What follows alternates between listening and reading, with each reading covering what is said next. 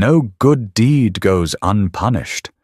It's a cynical rule, but in a city that runs on greed, it's the truth. When a waitress risked her only source of income to buy a bowl of soup for a freezing, disoriented old man, her boss threw her out into the street. He thought she was just another expendable girl. He thought the old man was just a nameless drifter. He was dead wrong on both counts. Because that old man's son, he owned the city. The rain in Chicago didn't just fall, it attacked. It drove down in cold grey sheets, turning the sidewalks into slick black mirrors. Inside Le Petit Jardin, the air smelled of roasted garlic, pretentious truffle oil, and money. Chloe stood behind the mahogany host stand, her arches screaming in cheap flats. She had been on her feet for 7 hours. 3 more to go. She watched the wealthy patrons slice into $40 steaks, while she mentally calculated if she had enough in her checking account to cover both her gas bill and groceries this week. The math wasn't working in her favor. Table 4 needs more water. Don't just stand there looking decorative, Chloe. Gregory, the general manager. He was a man who wore suits 1 size too small to emphasize his chest, and spoke to the staff like they were slow children. He wiped a microscopic speck of dust off the reservation tablet, scowling at the door. The brass bell chimed. The man who walked in didn't belong in Le Petit Jardin. He was elderly, frail, and soaked to the bone. Water dripped from the brim of a sodden tweed fedora. His suit was expensive, or it had been a decade ago, but he wore no overcoat against the November freeze.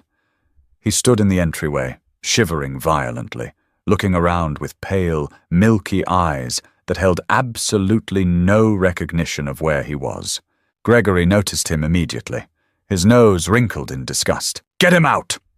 Gregory hissed, barely moving his lips. He shoved a menu into Chloe's ribs. "Now." "He's freezing, Gregory," Chloe said quietly. "Look at him. He's lost." "I don't care if he's the ghost of Christmas past. This is a Michelin-starred establishment, not a soup kitchen. He's ruining the ambiance. Handle it or I will." Chloe walked towards the door. The old man was rubbing his paper-thin hands together. His knuckles were blue. He looked at Chloe, his chin trembling. I was supposed to meet my wife," he whispered. His voice was like dry leaves. "She said she would be at the corner." But the corner moved. Chloe felt a heavy, dull ache in her chest. It was a city of millions, and no one had stopped to help a man who thought the street corners were moving. She looked back at Gregory. He made a sharp, dismissive jerking motion with his thumb toward the street. Chloe didn't point him to the door. Instead, she gently placed her hand on the old man's damp shoulder. "Come with me. Let's get you warm first." She guided him to a small two-top near the kitchen doors, out of the direct line of sight from the main dining room. She pulled out a chair. He sank into it, his breathing shallow and ragged. "I'll be right back," she promised. She walked into the kitchen, grabbed a bowl of the day's potato leek soup, and plated it with a warm sourdough roll. When she emerged, Gregory was waiting. His face was a dark, mottled red. "What do you think you're doing?" Gregory's voice was a low, dangerous scrape. "I'm ringing it up under my employee number," Chloe said, sidestepping him. "I'm paying for it." "You aren't paying for anything. You're throwing him out." "He has dementia, Gregory. It's freezing outside. He just needs a minute to warm up while I call the police to help find his family." Gregory grabbed her arm. Not hard enough to bruise, but hard enough to make a point. "You don't make the calls here. I do. And I say he leaves. You take that bowl to him, and you can take your coat and walk out the door right after him." Chloe looked at the bowl of soup in her hands. Steam curled off the surface. She looked at the old man, who was staring at his empty hands, lost in a world she couldn't understand. Then she looked at Gregory, the petty, miserable tyrant who enjoyed crushing people just because he could. She hated this job. She hated the uniform. She hated him. Chloe pulled her arm free. She walked over to the old man, set the soup down, and placed a heavy silver spoon next to his hand. "Eat up," she said softly. It's good. The old man looked up at her, a faint, fragile smile breaking through his confusion. Thank you, dear. Chloe untied her black apron. She dropped it on the floor right in front of Gregory's polished loafers. I'll need my final check mailed, she said. She walked into the back room, grabbed her damp wool coat, and walked out the back alley door. The cold air hit her lungs like glass. She was jobless. Rent was due in 4 days. She had $32 to her name. She pulled her collar up and stepped into the rain. By 1 o'clock, the lunch rush at Le Petit Jardin was in full swing. Gregory was in his element, kissing the cheeks of socialites and comping glasses of champagne for local politicians. He had already forgotten about the waitress and the old man. The old man was still sitting by the kitchen, slowly finishing his bread. Gregory had called the non-emergency police line an hour ago to have him removed, but they were taking their time. Then, the street outside went dead. It didn't happen all at once. First, a massive, matte black SUV blocked the loading zone in front of the restaurant. Then another pulled up behind it. And a third. The heavy rain bounced off the tinted windows. 4 men stepped out into the downpour. They didn't run. They didn't huddle under umbrellas. They just walked toward the glass doors of the restaurant with a slow, deliberate purpose that made the valet step back against the brick wall and swallow hard. When they opened the doors, the ambient noise of the restaurant began to die. It started near the entrance and spread like a wave of cold air. Clinking forks paused. Conversations faltered. 3 of the men were broad, built like brick walls, wearing dark suits that bulged slightly at the ribs. But it was the man in the center who pulled the oxygen out of the room. Dominic Russo didn't look like a thug. He looked like old money and new violence. He wore a charcoal bespoke suit, perfectly tailored to a lean, athletic frame. His dark hair was slightly damp from the rain. His eyes, a pale, startling grey, swept the room with the mechanical precision of a camera lens. He wasn't looking for a table. Gregory hurried forward. His customer service smile was firmly in place, but a line of sweat broke out at his hairline. He knew who Dominic Russo was. Anyone in Chicago who handled cash, real estate, or unions knew who he was. Mr. Russo, Gregory said, his voice pitching a half octave too high. What an unexpected honor. I'm afraid we are at capacity. But if you give me just 3 minutes, I can clear the chef's table. Dominic held up a single finger. Gregory stopped talking instantly. His mouth snapped shut. Dominic didn't look at Gregory. His grey eyes had found the small table near the kitchen. He walked past the manager, his leather shoes silent on the hardwood floor. He stopped in front of the old man. The 3 bodyguards fanned out, effectively walling off the table from the rest of the dining room. Dad, Dominic said. His voice was low, rough, and surprisingly gentle. Arthur looked up. The milky confusion in his eyes cleared for a fraction of a second. Dominic, I was looking for your mother. I must have taken the wrong train. You did, Dominic said, kneeling on the floor. He didn't care about the spilled wine or the dirt. He took his father's cold hands in his. She's at home. We've been looking for you. It's very cold outside, Arthur murmured. But a nice girl gave me some soup. She paid for it. Dominic's jaw flexed. The muscle ticked rhythmically under his skin. He stood up slowly, turning his attention back to Gregory, who was now standing completely still, his face drained of all color. Who gave him the soup? Dominic asked. The volume of his voice didn't rise, but it carried to the back of the room. A server! Chloe! Gregory stammered. Fetch her. Gregory swallowed audibly. She's not here, Mr. Russo. She was let go. Dominic stepped closer. The distance between them was less than a foot. Gregory had to physically stop himself from backing away. You fired her, Dominic stated. It wasn't a question. She violated protocol, Gregory said, desperation leaking into his tone. He was disrupting the guests. We have a strict policy about vagrants. He stopped. The look in Dominic's eyes wasn't anger. Anger was hot, loud and messy. This was something else. This was absolute zero. "My father," Dominic said softly, "is not a vagrant. He is Arthur Russo. He helped build half the skyline you stare at through these windows." Dominic reached into his jacket pocket. Gregory flinched, but Dominic only pulled out a slim, black leather wallet. He extracted a crisp $100 bill and dropped it onto the floor at Gregory's feet. "For the soup," Dominic said.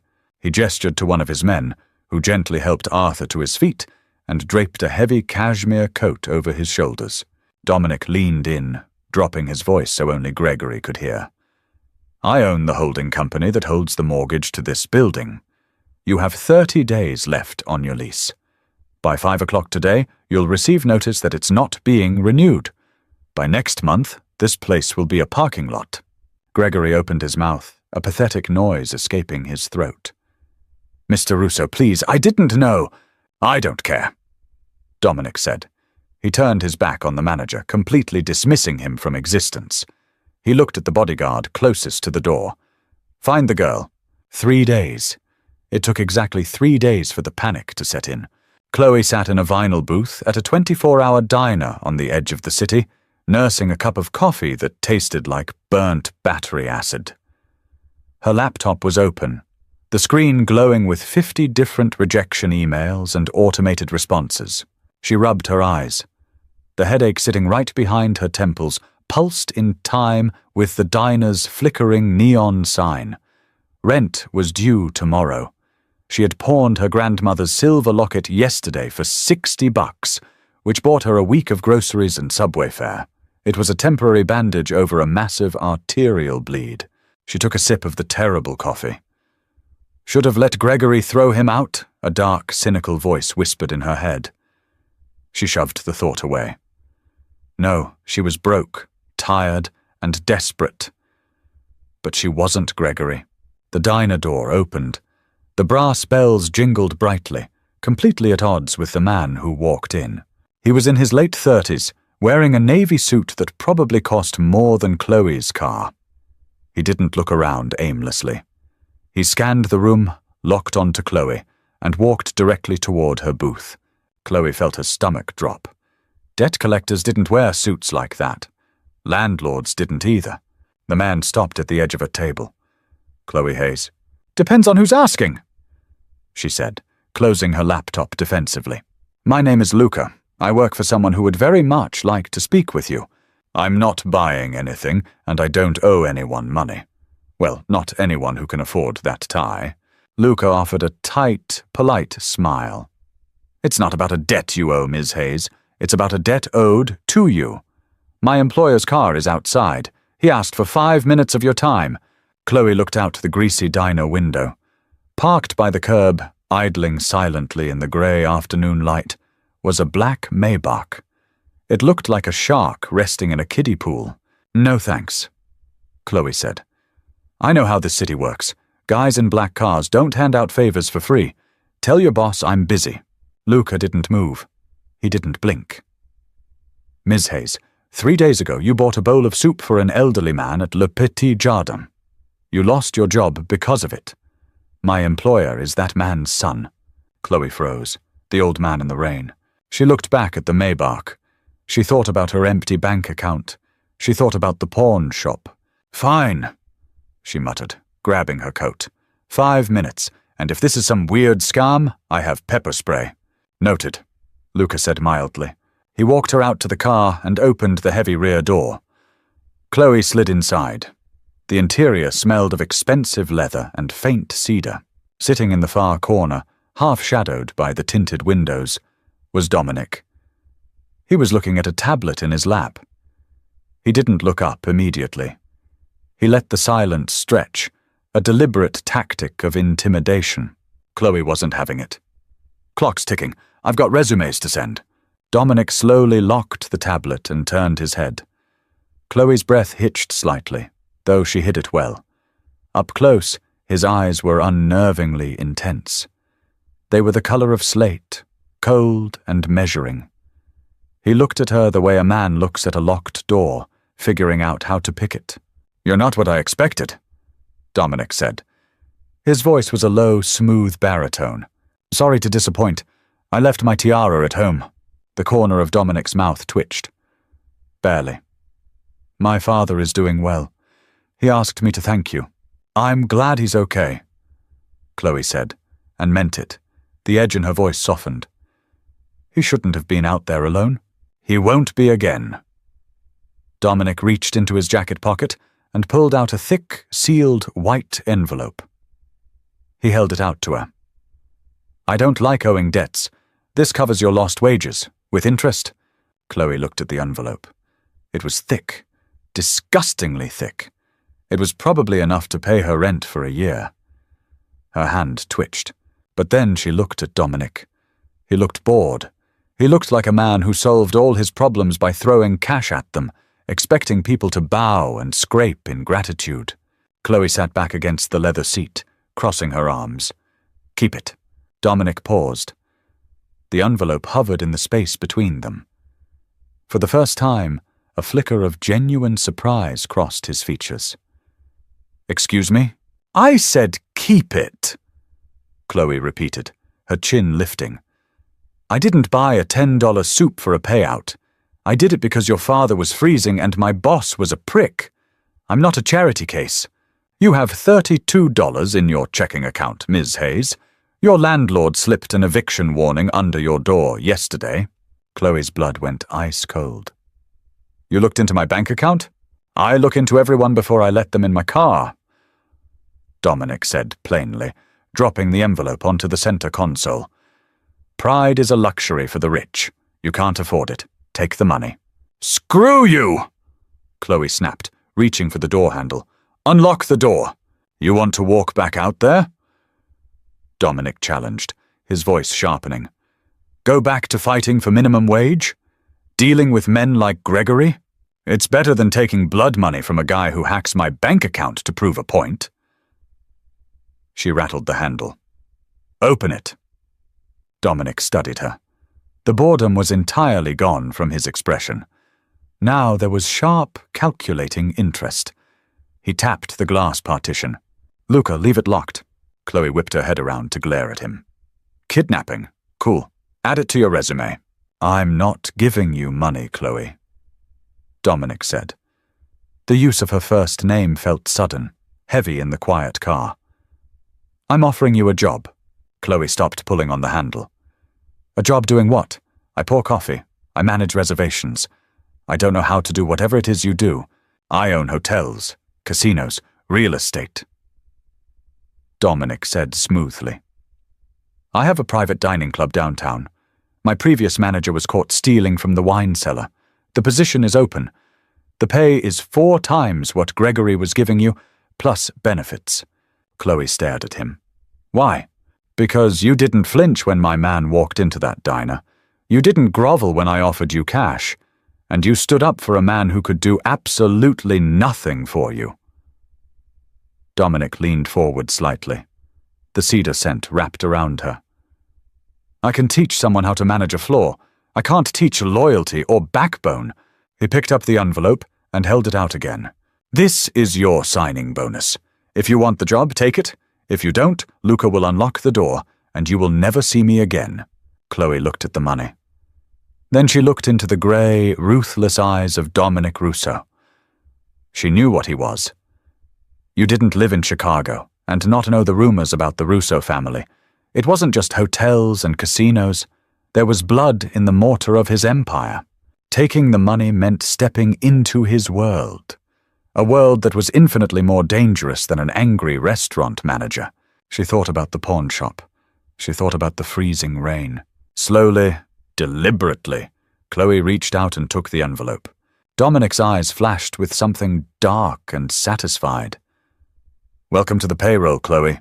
The Sovereign Club occupied the entire penthouse floor of a glass and steel monolith overlooking the Chicago River. It didn't have a sign. It didn't have a website. If you didn't know the designated elevator code, the car simply wouldn't go past the 42nd floor. Chloe stood by the host stand on a Tuesday night, checking the reservation ledger. She wore a tailored black dress that the club's tailor had fitted to her on her first day. The fabric felt like water against her skin. It was armor. Her first 2 weeks had been a brutal education. Managing Le Petit Jardin was about handling rich people who thought they were important. Managing the sovereign was about handling quiet men who actually were. Politicians, judges, and men with thick necks and dead eyes who drank $1,000 scotch and never left a paper trail. She learned the rules fast. You didn't ask questions. You didn't look too closely at the briefcases exchanged in the private mahogany booths. And you never, ever let them see you sweat. Ms. Hayes. Chloe looked up. Luca stood near the coat check, his hands folded neatly in front of him. He was always there. Dominic's shadow, keeping a quiet, lethal watch over the floor. Table 6 is getting loud, Luca said softly. Chloe glanced across the dimly lit room. The lighting was designed to cast shadows, hiding faces and muting colors, but she could clearly see the man in the corner booth. Paulie Ganza, a mid-level capo who ran the docks for a rival family. He had a voice like a grinding garbage disposal and a habit of treating the female staff like furniture.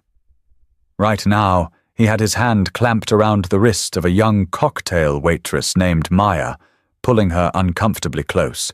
"I'll handle it," Chloe said. Luca shifted his weight. "Mr. Russo is in the building. He wouldn't mind if I stepped in. If you step in, Paulie loses face. If he loses face, he gets defensive. It escalates," Chloe said, grabbing a fresh bottle of Macallan 25 from the reserve cabinet. "Let me do my job, Luca." She walked across the plush carpet, her heels completely silent. When she reached the table, she didn't bark an order. She didn't look at Paulie's hand on Maya's wrist. Instead, she set the heavy crystal decanter down with a firm, sharp clack that cut through Paulie's laughter. "Mr. Ganza," Chloe said. Her voice was smooth, cool, and carried absolute authority. "I noticed your glass was empty. We can't have that." Paulie looked up, his bloodshot eyes narrowing. He didn't let go of Maya. "I didn't order another bottle, sweetheart." "It's on the house," Chloe said, holding his gaze. She didn't blink. She didn't smile. She projected the exact same terrifying, blank authority she had seen Dominic use in the back of the Maybach. "Mr. Russo insists that our most valued guests are taken care of. He's reviewing the ledger in his office right now, and he specifically asked me to ensure your table is entirely satisfied." She let the name drop like an anvil. Russo. Paulie's jaw tightened. He looked at the bottle, then up at the ceiling, as if calculating just how many cameras were on him. Slowly, the thick fingers uncurled from Maya's wrist. "Maya," Chloe said, not breaking eye contact with Paulie. "Go check on table 3. I'll pour for Mr. Ganza." The waitress scurried away. Chloe picked up the decanter and poured 2 fingers of amber liquid into Paulie's glass. "Tell Dominic thanks," Paulie muttered, looking away. "I will," Chloe said. "Enjoy your evening, gentlemen." She turned and walked away, keeping her shoulders squared until she passed the velvet curtains leading to the back hallway. The moment she was out of sight, she leaned against the wall, blowing out a long, shaky breath. Her hands were trembling slightly. She pressed them flat against the cold silk wallpaper. "You handled him perfectly." Chloe jumped. Dominic was standing in the shadows near the kitchen entrance. He wore a black dress shirt with the sleeves rolled up to the elbows, exposing a lattice of faded, brutal scars along his left forearm. He held a glass of water, watching her. "How long were you standing there?" she asked, willing her heart rate to slow down. "Long enough to see Paulie Ganza back down from a woman half his size," Dominic said. He stepped closer. The hallway was narrow. The scent of cedar and gunpowder hung faintly in the air around him. "You used my name as a weapon. It worked. It did." Dominic leaned against the opposite wall, crossing his ankles. It was the most relaxed she had ever seen him. "But you took a risk. Ganza is unpredictable when he drinks. If he had decided to push back, What was your next move? I was going to smash the decanter over his head. Chloe said deadpan. Dominic actually laughed. It was a rare, startling sound. Deep and genuine. It changed his entire face, erasing the ruthless Mafia kingpin and leaving behind a man who looked remarkably human. Remind me never to complain about the service. He murmured.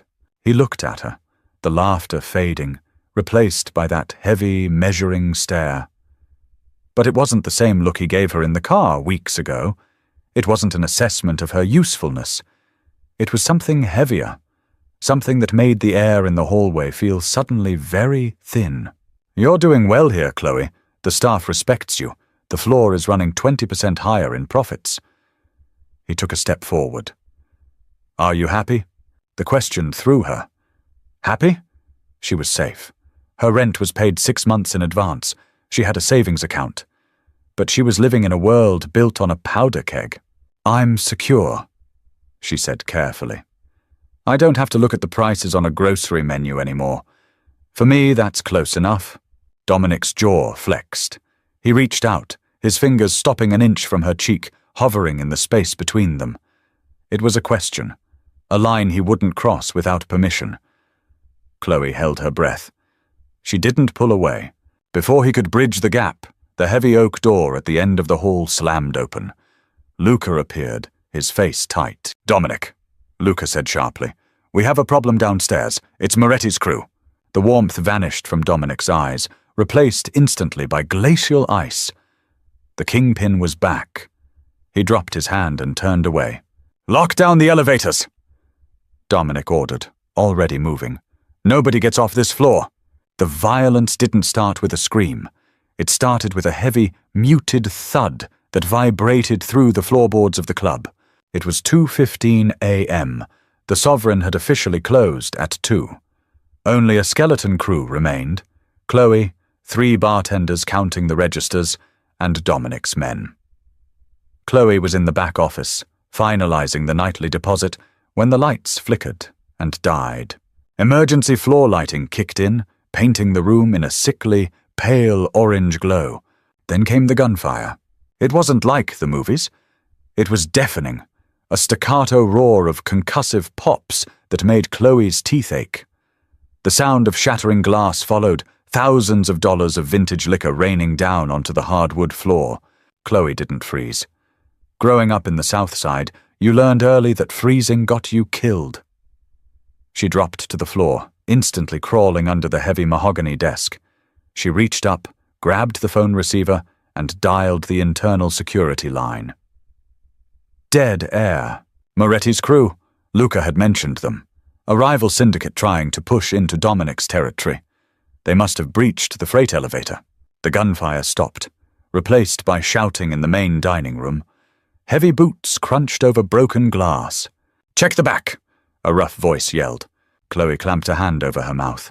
Her heart hammered against her ribs like a trapped bird. She looked around the office. There was no secondary exit. Just the door she came through. She was a waitress, a manager. She wasn't built for this. The office door kicked open. A man stepped in, sweeping a suppressed pistol across the room.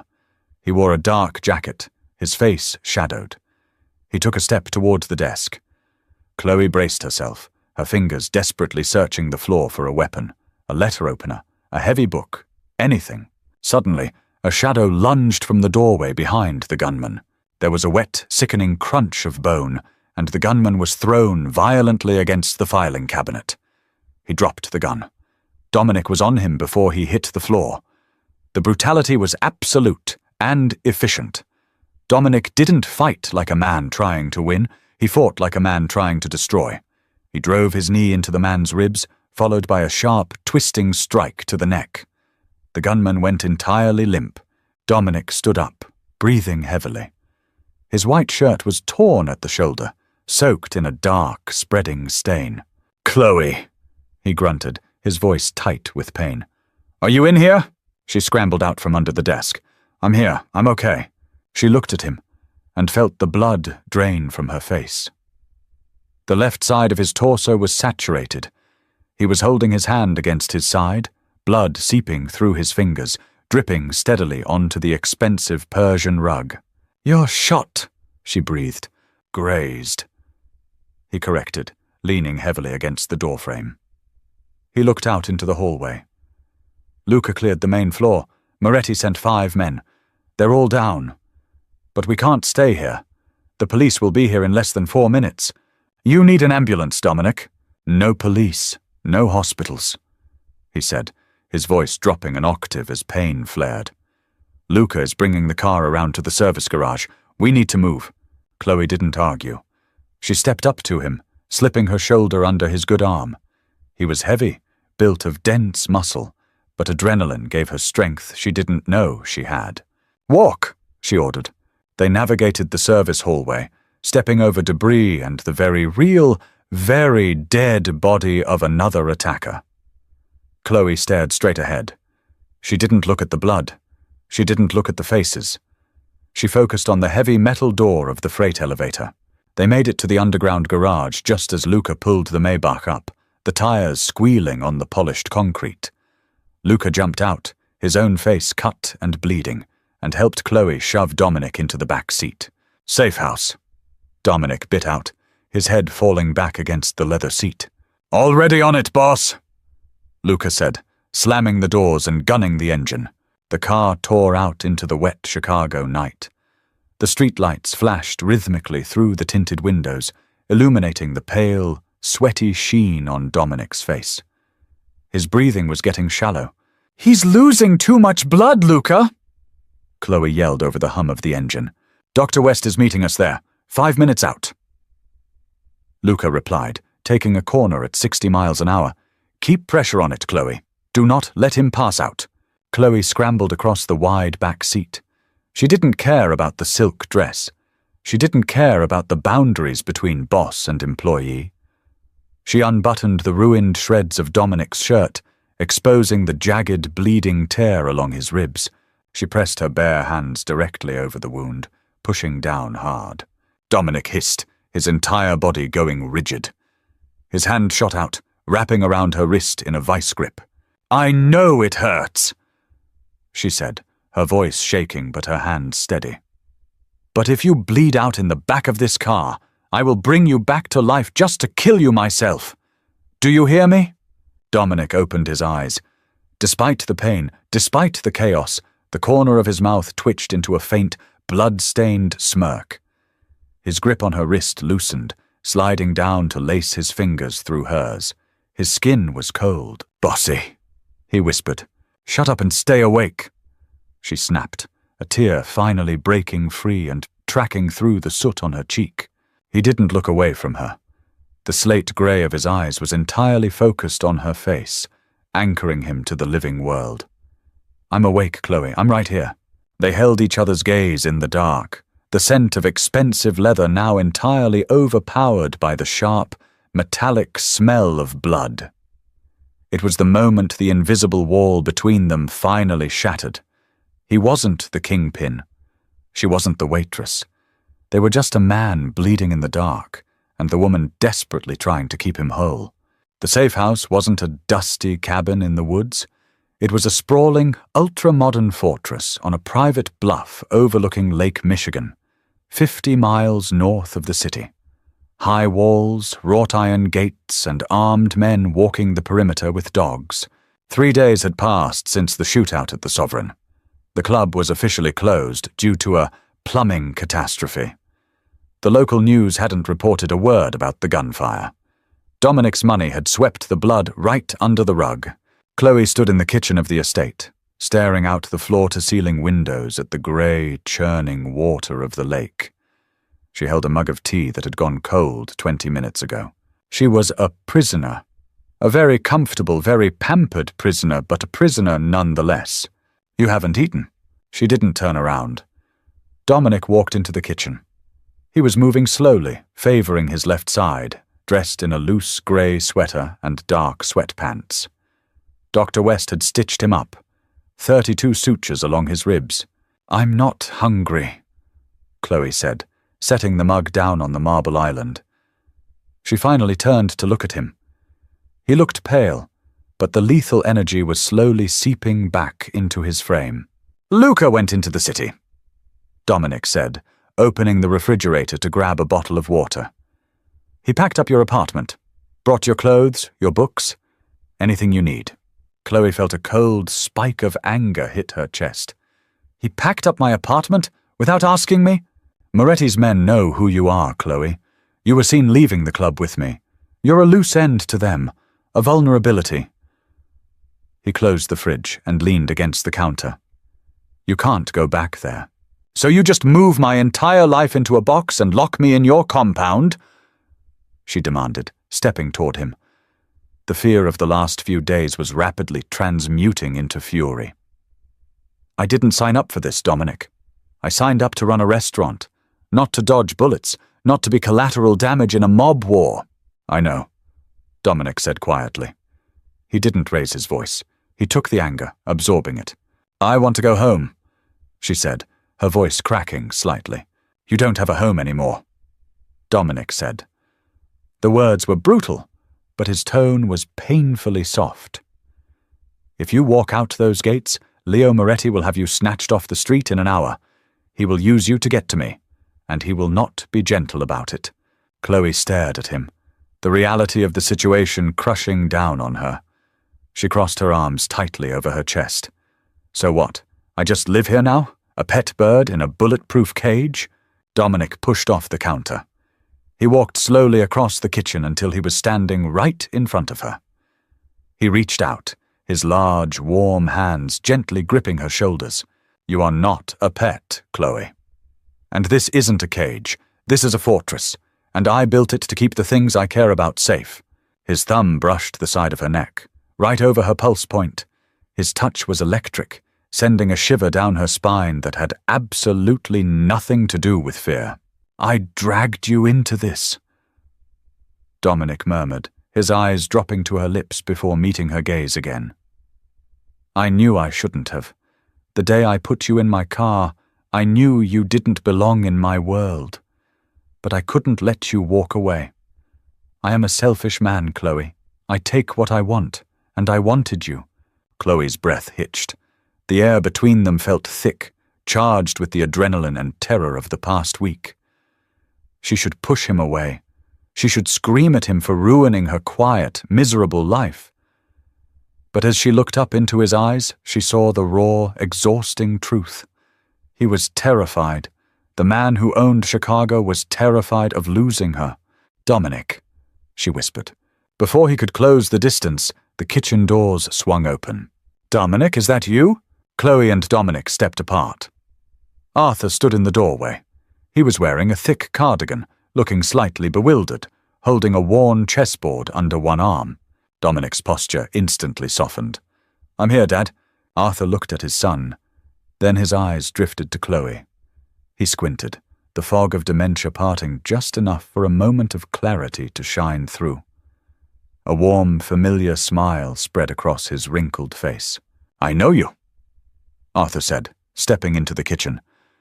"You gave me the soup. It was very good soup." Chloe felt a knot dissolve in her chest. She managed a genuine smile. "It's nice to see you again, Arthur. I'm glad you're safe. Dominic brought you home," Arthur said happily, setting the chessboard down on the island. He looked between the two of them, nodding approvingly. "Good. Good. A man needs a good woman to keep the cold out. Your mother always said a house without a woman is just a waiting room." Dominic cleared his throat, a faint wash of color hitting his cheeks. "Dad, we were just discussing security protocols." "Nonsense!" Arthur waved a hand dismissively. He looked directly at Chloe. "He acts tough, like a bear, but he's got a soft center. Just don't tell his goons I said that." Chloe let out a surprised laugh. For a moment, the Mafia war, the bullets, the blood, it all vanished. They were just a family in a kitchen. But the illusion was shattered a moment later by the shrill, jarring ring of the secure landline mounted on the wall. Dominic's face hardened. He walked over and picked up the receiver. "Speak." Chloe watched him. She saw the exact moment the bottom fell out of their fragile sanctuary. Dominic's shoulders locked, His knuckles went white around the plastic receiver, the color completely drained from his face, leaving behind a mask of pure, absolute murder. He hung up the phone without saying another word. "What is it?" Chloe asked, the dread pooling in her stomach. Dominic looked at her. The human was gone again. The kingpin had returned, and he brought hell with him. "Moretti didn't just hit the club," Dominic said, his voice a dead, hollow scrape. "He hit the safe houses in the city. He took Paulie Ganza." "Paulie? The guy from the club?" Chloe asked. "Why would he take him?" "Because Paulie handles the payouts," Dominic said, turning to walk toward the armory down the hall. "And because Moretti sent a message through Luca. He knows you're here, Chloe, and he knows exactly how much you mean to me." He stopped at the doorway, looking back at her. "Stay with my father. Lock the doors. No matter what you hear tonight, do not leave this house." The waiting was the worst part. Action had a rhythm. It had an adrenaline-fueled momentum that pushed the brain into a state of primitive survival. But waiting was a slow, grinding torture. It gave the mind too much time to conjure the worst possible outcomes. Outside the floor-to-ceiling windows, the storm that had been brewing over Lake Michigan finally broke. Lightning fractured the bruised sky, illuminating the churning, white-capped waves. The rain hammered against the reinforced glass like handfuls of gravel. Inside the compound, the air was suffocatingly tight. Dominic had left 30 minutes ago with a team of 4 heavily armed men in unmarked SUVs. They were heading into the city to hit Moretti before Moretti could coordinate a full-scale assault on the lake house. A preemptive strike. A necessity, Dominic had called it. Chloe sat on the edge of a leather sofa in the center of the sprawling living room. The lights had been dimmed to emergency reserves, casting long, warped shadows across the hardwood floors. Arthur was sitting across from her in a heavy armchair, peacefully arranging his wooden chess pieces on the board. The chaos hadn't touched him. His mind, fractured and unpredictable, had wrapped him in a protective blanket of ignorance. He hummed a faint, tuneless melody, moving a white knight across the board. "My wife always hated the rain," Arthur said suddenly, not looking up from the board. "She said it ruined her garden, but I always liked it. It washes the dirt away, leaves everything clean for the morning." Chloe looked at him. The sheer normalcy of his voice was jarring against the backdrop of men holding automatic rifles in the hallway. "It's a bad storm tonight, Arthur," Chloe said quietly. Arthur paused. He looked up, his pale eyes catching the dim light. The fog had rolled back in, but there was an anchor of emotional intelligence left in him. He looked at Chloe, really looked at her, and his hands stopped moving. "You're frightened," he said softly. Chloe swallowed the lump in her throat. She wanted to lie. She wanted to put on the manager's face, the cool, detached mask she used to handle drunk patrons and angry chefs. But her hands were shaking. She clasped them tightly in her lap. "Yes," she admitted, "I am." Arthur stood up. He moved slowly, his joints stiff with age, and walked over to the sofa. He sat down next to her, the cushions sighing under his weight. He didn't say anything profound. He didn't offer empty reassurances. He simply reached out and patted her tightly clenched hands with his own cold, paper-thin fingers. "Dominic is a stubborn boy," Arthur murmured, patting her hand to a slow, steady rhythm. "He gets it from his mother. When he decides something is his, he doesn't let go. He'll come back. He always comes back for what's his." Before Chloe could process the weight of those words, the heavy oak doors leading to the foyer slammed open. Luca burst into the room. He was drenched, his suit ruined, his chest heaving. Blood trickled from a fresh laceration above his left eyebrow, washing down his face in a diluted, pink stream. Chloe was on her feet instantly. "Luca, what happened? Where is Dominic?" "It was a trap," Luca panted, leaning heavily against a marble column. He grabbed a radio from his belt, his thumb jamming the transmission button. "Perimeter, report. I need eyes on the main gate, now." Static hissed back. Then, a voice, tight with panic. "We have movement in the tree line. 4 vehicles approaching without lights. They cut the main power line at the road." Luca cursed violently in Italian. He dropped the radio and looked at Chloe. The polite, professional bodyguard was gone. This was a soldier preparing for a siege. Moretti leaked the intel about Paulie to draw Dominic into the city. Luca said, his voice a rapid-fire bark of information. "They ambushed us at the docks. Dominic stayed behind to hold the line so I could get back here. The men outside aren't a scouting party, Chloe. It's a hit squad, and they're here to wipe this place off the map." Chloe's stomach dropped out. Dominic stayed behind. The thought hit her like a physical blow to the ribs, but she didn't have time to process the grief or the terror. The panic rising in her chest met a sudden, icy wall of survival instinct. "What do we do?" she asked, her voice stripping down to absolute calm. Luca looked at her, a flash of grim respect in his eyes. "We go to the vault, now." He moved to Arthur, gently grasping the old man's arm. "Come on, Mr. Russo, time to go downstairs." "Downstairs? But the game isn't finished." Arthur protested mildly, clinging to a black rook. "We'll finish it later, I promise." Luca coaxed, pulling him upright. A deafening explosion rocked the foundation of the house. The shockwave shattered the floor-to-ceiling windows facing the lake. A hurricane of glass shards and freezing rain blasted into the living room. Chloe threw her arms over her face, turning away as the glass rained down against her back and shoulders. The heavy iron front gates had just been blown off their hinges. "Move!" Luca roared over the howling wind. He drew a heavy matte-black pistol from his shoulder holster. Chloe grabbed Arthur's other arm. They scrambled across the ruined living room, slipping on wet hardwood and broken glass. Gunfire erupted outside, the sharp, cracking reports of rifles cutting through the thunder. Shouts echoed from the front lawn. The perimeter guards were engaging, but from the volume of fire, they were heavily outnumbered. They reached the grand staircase.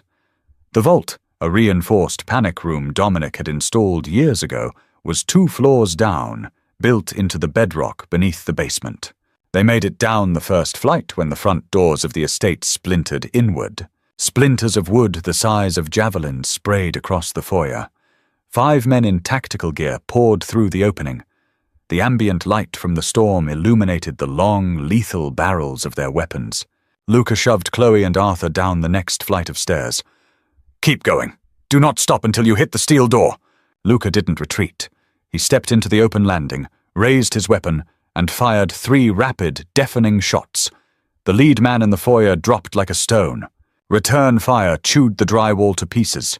Plaster dust exploded in a blinding white cloud. Chloe dragged Arthur down the stairs, her heart hammering violently against her ribs. She couldn't see. She could barely breathe through the dust. The noise was apocalyptic. They reached the basement corridor. At the end of the hall, past the wine cellar, was a heavy steel door with a biometric keypad. "Chloe, the code!" Luca yelled from the top of the stairs, firing blindly down into the foyer. "It's your birthday. 6 digits." Chloe froze. Her birthday. Dominic had programmed the multi-million-dollar panic room to her birthday. A man who supposedly trusted no one had handed her the keys to his only sanctuary. She slammed her fingers against the keypad. 081496. A heavy mechanical clunk echoed off the concrete walls. The steel door unsealed. She grabbed the handle and hauled it open with all her weight. Inside was pitch black until emergency LEDs flickered to life. She pushed Arthur inside. He was trembling now, the noise finally piercing through the fog of his dementia. He clutched the wooden chess piece to his chest. "I'm coming, Luca!" Chloe screamed up the stairwell. "Lock it!" Luca roared back. "Do not wait for me!" His sentence ended in a wet, sickening grunt. Chloe watched in horror as Luca tumbled backward down the basement stairs, his body going limp before he hit the bottom landing. A dark stain was rapidly spreading across the center of his chest. Footsteps thundered on the stairs above him. Chloe didn't think. She didn't weigh the odds. She lunged out of the vault, grabbed the collar of Luca's ruined suit jacket, and pulled. He was dead weight, easily 200 pounds of muscle. She dug her heels into the concrete and hauled him backward with a guttural scream of effort. A man rounded the corner of the stairwell, his rifle raised. He locked eyes with Chloe. She dragged Luca's legs over the threshold, slammed her hand against the interior release button, and threw her weight against the steel door.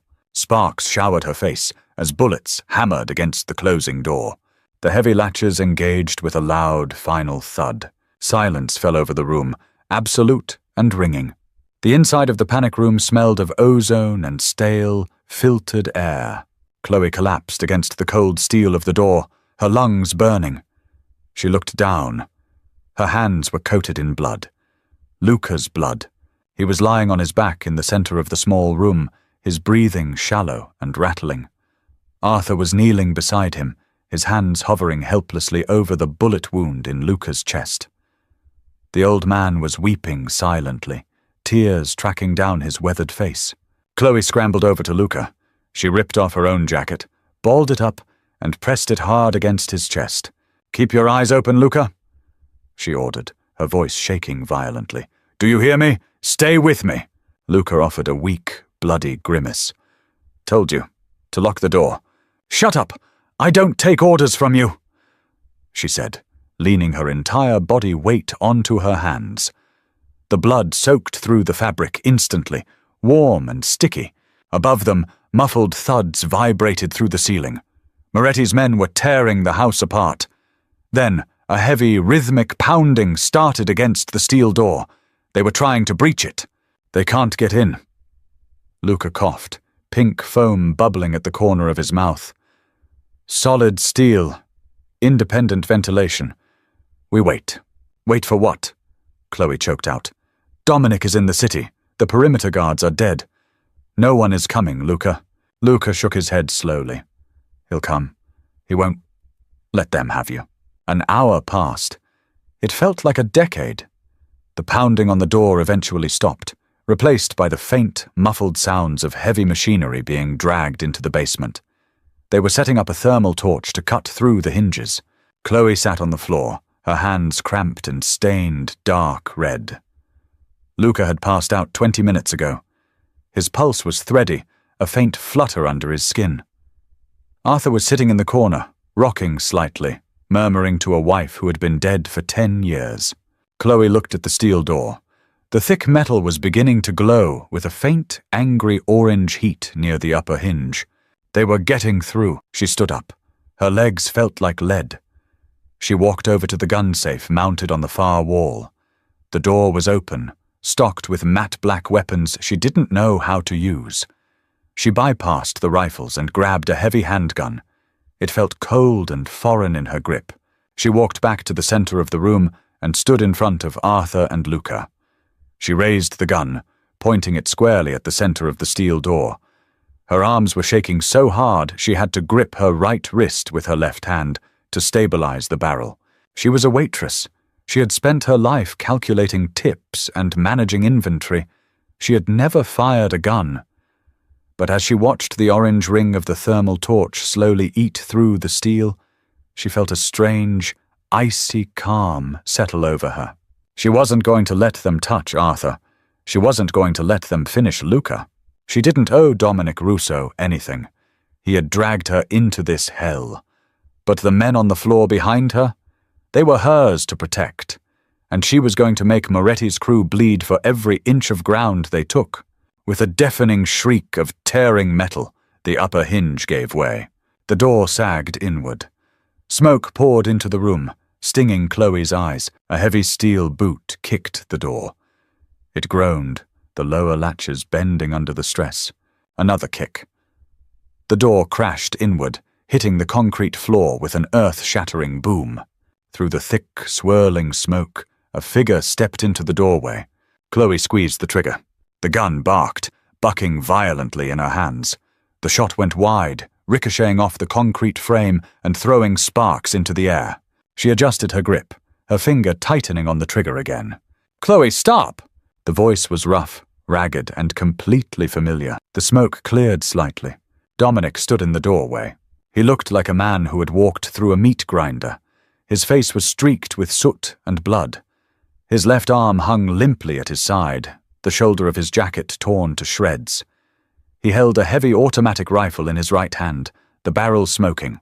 Behind him, the basement corridor was a slaughterhouse. Bodies in tactical gear lay awkwardly on the floor. Chloe dropped the gun. It clattered loudly against the concrete. Dominic dropped his rifle. He stepped over the fallen steel door and closed the distance between them in 2 massive strides. He didn't say a word. He just wrapped his uninjured arm around her, pulling her flush against his chest. He buried his face in her hair, inhaling deeply. His chest was heaving against hers. He was trembling. The ruthless kingpin, the man who owned the city, was shaking like a leaf. "You're safe," Dominic whispered, his voice cracking. "I've got you. You're safe." Chloe wrapped her arms around his waist, burying her face against his ruined shirt. She smelled gunpowder, blood, and the faint, familiar scent of cedar. She let out a dry, gasping sob, the adrenaline finally crashing out of her system. "Luca!" she managed to choke out, pulling back slightly to look at him. "He's hurt. He's hurt bad." Dominic looked past her, his eyes locking onto his bleeding lieutenant. The emotion on his face vanished, replaced instantly by cold, calculating efficiency. He pulled a radio from his belt. "Medical team to the basement vault. Now." He looked back at Chloe. His hand came up, his thumb gently wiping a smear of Luca's blood off her cheek. "It's over," Dominic said quietly. "Leo Moretti is dead. His lieutenants are dead. The war is over." Chloe looked into his slate-grey eyes. She saw the absolute truth in them. He had burned half the city to the ground to get back to this room. He didn't just want her. He had waged war for her. 3 weeks later, the skyline of Chicago was a jagged silhouette against the bruised purple of twilight. The city was quiet. It was the kind of quiet that only came after a storm had scrubbed the streets clean. Inside the Sovereign Club, the lights were low. The broken glass had been swept away. The bullet holes in the mahogany paneling had been filled, sanded and varnished until they were nothing but dark, smooth scars. The club was closed to the public for the night. Chloe stood behind the heavy oak bar, polishing a crystal rocks glass with a white linen towel. She wore a tailored black suit, her hair pulled back into a severe, elegant twist. She moved with a practiced, fluid grace. She set the glass down and poured 2 fingers of Macallan 25. She turned and slid the glass across the polished wood. Dominic caught it. He was sitting on a leather bar stool, the only patron in the massive room. He wore a dark charcoal suit, his tie loosened. He still moved a little stiffly, the bullet wound in his shoulder still healing, but the lethal, coiled energy was fully back in his frame. He took a slow sip of the scotch, watching her over the rim of the glass. "Luca's out of the ICU," Dominic said, his voice low and smooth. "He was asking about you. Wanted to know if you were still giving orders." Chloe offered a faint, dry smile. "Tell him I'll dock his pay if he doesn't get back to the floor by next month." Dominic chuckled, setting the glass down. The sound was warm in the empty room. He leaned his elbows on the bar, closing the physical distance between them. "The regional bosses are meeting tomorrow night. The Moretti territory is being absorbed. The transition is going to be complicated. They're going to push back." Chloe picked up another glass and began wiping it down.